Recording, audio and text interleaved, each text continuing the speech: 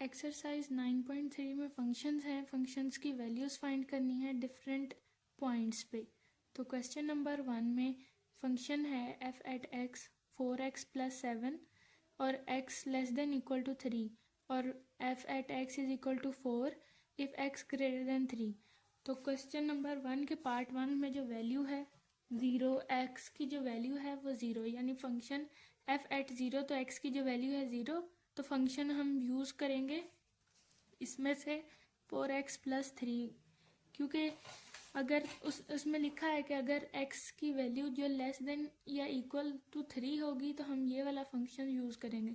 तो इसमें 4x plus 7 use करेंगे, x की वैल्यू 0 पुट करेंगे और आंसर आ जाएगा 7। नेक्स्ट क्वेश्चन नंबर 2 में फंक्शन चेक करेंगे कि कौन सा फंक्शन यूज़ करेंगे। तो अगर x की इधर भी 2 है, x की value less than equal to 3 है, तो हम 4x प्लस 7 ये वाला फंक्शन यूज़ करेंगे। तो 4 इंटू 2 8 प्लस 7, तो वो आंसर आएगा 15। इसी तरह नेक्स्ट f एट 10 पे, अब इधर x की वैल्यू 10 है जो कि 3 से ग्रेटर देन है, तो x ग्रेटर देन 3 अगर है तो फंक्शन हम ये यूज़ करेंगे कांस्टेंट फंक्शन। तो इस f एट 10 की वैल्यू आ गई 4। नेक्स्ट क्वेश्चन नंबर 2 में फंक्शंस हैं 2 f और g। ये दोनों फंक्शंस गिवन हैं, इनको ऐड करके डिफरेंट वैल्यूज़ फाइंड करेंगे, सब्सट्रैक्ट करके, मल्टीप्लाई करके और डिवाइड करके। तो f एट x गिवन है x प्लस 1 और g एट x गिवन है 2x प्लस 8। तो फर्स्ट क्वेश्चन में f प्लस g एट 5, यानी f एट x और g एट x को प्लस करके और x की वैल्यू 5 पुट करनी है। अब f एट x और g एट x को ऐड करेंगे तो वैल्यू आ जाएगी 3x प्लस 9। अब x की वैल्यू 5 पुट करेंगे इसको फाइंड करने के लिए, तो वो आंसर आ जाएगा 24। इसी तरह f माइनस g एट 8 पे x की वैल्यू 8 पुट करेंगे तो क्या आंसर आएगा। f एट x से माइनस कर देंगे g एट x को, तो x plus 1 minus 2x plus 8, तो ये माइनस अंदर मल्टीप्लाई होके माइनस 2x माइनस 8। अब ये माइनस 2x और ये प्लस x ये कैंसिल होके माइनस x बच गया, और ये 1 और ये माइनस 8, तो ये आ गया माइनस 7। अब इसमें x की वैल्यू 8 पुट करेंगे तो आंसर आ जाएगा माइनस 15। इसी तरह क्वेश्चन नंबर 3 में f multiply by g, f at x x plus 1 है और g eight x 2x plus 8। अब इन दोनों से फंक्शंस को मल्टीप्लाई कर देंगे, x plus 1 multiply 2x plus 8, तो फंक्शन की वैल्यू आएगी 2x square plus 8x plus 2x plus 8। तो इसको सॉल्व करके आ जाएगा 2x square plus 10x plus 8।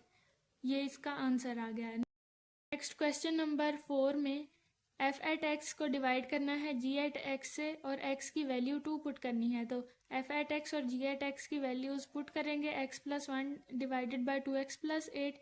अब इसमें x की वैल्यू 2 पुट करके फंक्शन का आंसर फाइंड करेंगे इसका, तो वो आ जाएगा 1 डिवाइडेड बाय 4।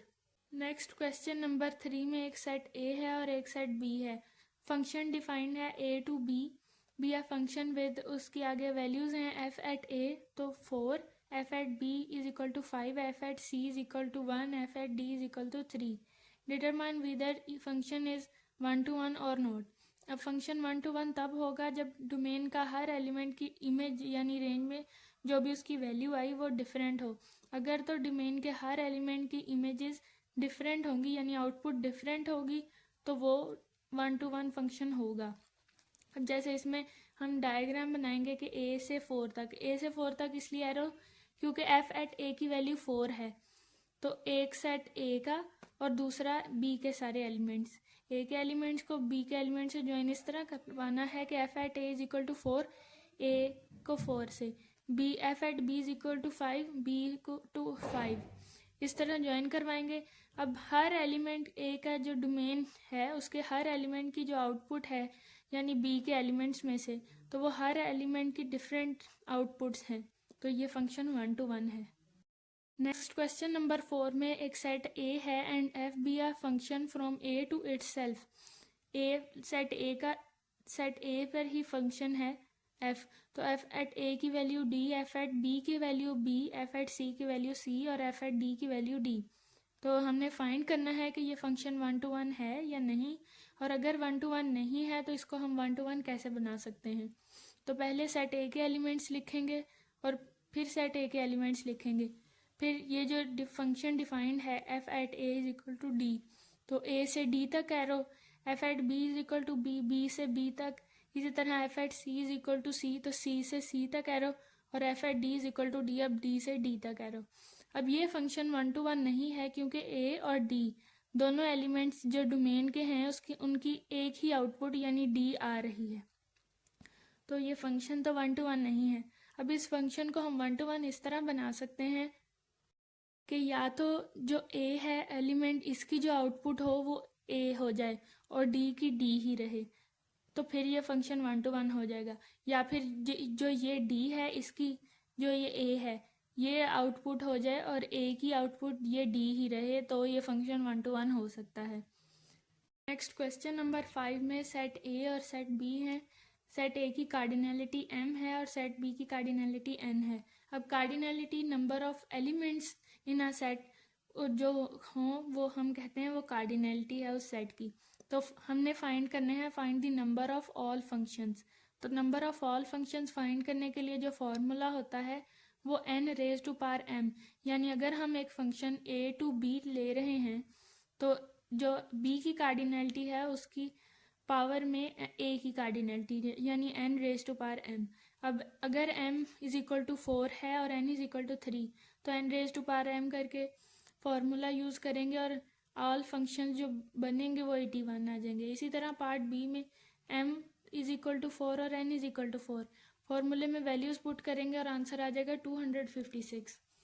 इसी तरह पार्ट सी में m इज इक्वल टू 3 और n इज इक्वल टू 5 ये फॉर्मूले में वैल्यूज़ पुट करेंगे 5 रेज टू पावर 3 तो वो आंसर आ जाएगा 125। इसी तरह डी में m इज इक्वल टू 2 और n इज इक्वल टू 6 तो 6 रेज टू पावर 2 आंसर आ जाएगा 36।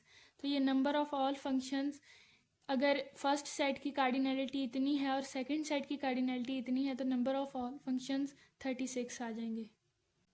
Next number of 1 to 1 functions हमने फाइंड करने हैं।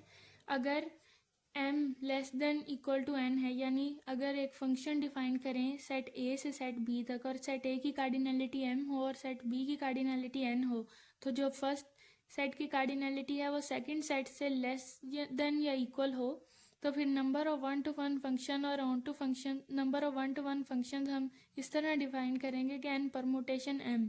तो परमुटेशन का जो फॉर्मूला होता है वो n factorial divided by n minus m factorial होता है। तो कैलकुलेटर से अगर इसको सॉल्व करें तो भी वही आंसर आएगा और फॉर्मूले से सॉल्व करें तो भी वही आंसर आएगा।